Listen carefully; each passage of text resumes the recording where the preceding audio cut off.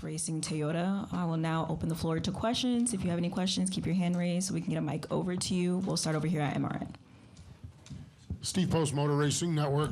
Denny, over the evolution of a 400-lap race here, how much does shifting play into this thing? Does it evolve? Does it change? I know we've talked so much about shifting and how we maybe would prefer it not be the case, but how much does it evolve over the course of a run here, and how can you use that to your advantage as a racer? Yeah, I mean, I think I think everyone probably uses it equally, like 100% of the time on restarts. Like the first couple laps when you're side by side trying to battle for position, you're trying to get the best run you can off. As it gets single filed out, then it's kind of driver preference and car preference. I think each driver and car wants something different at certain times, and so I think you'll see really guys that probably will be battling 30, 40 laps in a run. One might be shifting, one might not be. It just is a matter of what your car needs at that time, just because the lap time difference is very minimal between the two. Denny in the back, Lane Castellante with CBS 6 here in Richmond. Is 45 laps last fall and whatever you get in practice here enough data to figure out what these tires might do over the course of 400 laps tomorrow night? I'm not sure it's going to be quite enough. It'll be close. Last year we were able to, when you put on this type of tire, and again, it's not the same, and they actually harden the left side tire for some reason, but the right side tire, we don't know. I mean, it could last 40, 50 laps. It could be longer than that. We really don't know. And if you go out right away and try to run every single lap that you can, maybe you'll start to see some of that big wear and fall off. But last year we just had enough set of tires to just change them whenever the lap time started falling off. And we saw it at Watkins Glen as well. Really all the position changes happened right at the end, right before. And then, once they started changing, people pitted. So it's with us having less tires this time around, it's going to force you to go longer on them. And I just think that most of the passing will happen at the very end of those runs. Denny back here also. Sean Robertson with CBS 6 in Richmond. It's been a long time since Richmond Raceway has only had one Cup Series race on their schedule. I want to get your thoughts about what does the city or what can the city do to show NASCAR that they should have two races back on the schedule? Yeah, I think that, I'm probably the worst person to ask. I'm obviously very biased. I grew up with two races here. We always went to both. But the sport's in a different place now. The way to get it back is you gotta come here and sell out, at least the one time that you are here, or at least have a really strong showing during that time. So that improves short track racing. If you can do those things with the car, then perhaps possibly that it's going to be put more in the forefront of the scheduling going forward as well. So I think all those things are all fluid things that could change year to year. And if we can obviously get our short track stuff back better towards where it was on with these types of cars, then I think you'll have a better case to having two races here. Awesome. We'll bring the mic. Jordan, did you still have a question? Oh, okay, you're good. Okay, we'll bring it down to Bob and then Holly. Bob Hawkers, Fox Sports, and you're assumed you studied film of this race from last year. Did you watch the last lap? And if so, did it bring back any sort of emotions? And if so, what were they?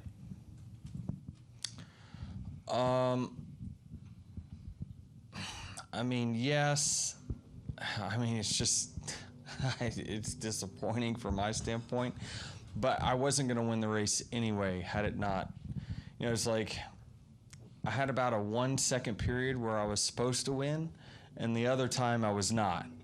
So, it wasn't like the race that I had here in 08 where we led the entire race and then you don't end up winning. Those are a little bit harder than the ones where it's like, I'm going to win. Oh, no, I'm not, right? So, it's just wild. It's wild how it all turned out when you kind of hear all the radio back. Now looking back on it, it was just a wild moment. Hi, Denny. Holly Kane with the NASCAR Wire Service, and that kind of feeds right into where I was going, and that is, with 2 races left to kind of settle this whole thing, do you expect the intensity and the craziness, for lack of a better word, to increase? Or do you think at this point everything is so high intense anyway that it's not noticeable that, hey, the playoffs are coming, I've still got to get a spot? Yeah, I don't really see a big change. This is not really a big fashion-forward track when it comes to strategy. I mean, it's pretty straightforward. I mean, especially with the amount of tires that we've got. So I don't really notice a big change in intensity. So I mean, more desperation, perhaps. I mean, maybe someone that's been mid-pack is swinging for the fences with their setup, trying something just totally out of the box, hoping to hit something. But other than that, I can't really pinpoint to anything, except for at the end of races. Obviously, there's always going to be chatter when you're racing around those that have to win to get into the playoffs at this point of the season. You just know that those group of drivers are going to be more intense around you and make more aggressive moves and put you in pretty tough spots. And so that's where it really changes, is those late race restarts where that's their last and only attempt. Awesome. I'm going to bring the next question to front stretch. Stay with it.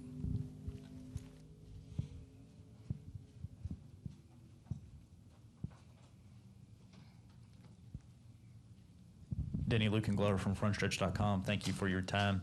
A comment was made by Kyle Petty this week that we race NASCARs, not stock cars. And I know you talked about earlier this week on your podcast that we have a fundamental problem with the next-gen car. What is your response kind of to that take from Kyle based on what you've been talking about in recent weeks? I mean, he's right in that sense. Certainly that, it's not a stock car, talking about, I definitely heard him talk about, we used to just bring a car off the street and turn it into a race car. Obviously, those days have been gone for decades now. So he's definitely partially right. What the difference is that, to address kind of we've had exciting moments in this car, and I don't disagree with that. The issue is that it happened early in the next-gen era where there was so much disparity between the fast cars and the slower cars. Now, everyone over time, since there's been no development for years and years now, nothing's really changed. The field has just tightened up. You can see it from the fastest to the slowest. The first time here in the next-gen was on average lap time, 7/10, somewhere in that range. And last time we came here, it's 3.5. The field's just now running the same speed, and at a track where you have to have at least 2.5 to 3/10 of speed to overtake the car in front of you. That means that the first place fastest car is going to struggle to pass the 25th if he just gets put behind him. So that's the fundamental part that is going to be tough for us to kind of overcome, unless we have some major changes, or, with the tire, we're working on that. Goodyear's working on that. We're coming here with a more aggressive tire. You got to applaud that they're willing to do it. And it came from trying it last year. But beyond that, we got to fix the attitude. I've said it a million times on my podcast, getting rid of the underbody downforce and putting it on the overbody, so you have the ability, like you do in the Xfinity Series, to drive up behind someone and get them off the bottom.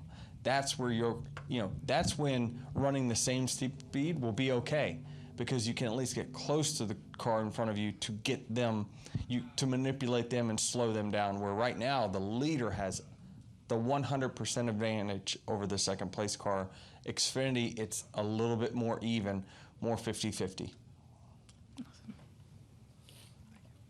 Adam Cheek, Richmond Magazine. Denny, with this being your home track and you've had so much success here, what are you expecting to see tomorrow night in terms of the aggression on track, and how are you guys approaching it, given you only have one shot to win Richmond a year at this point?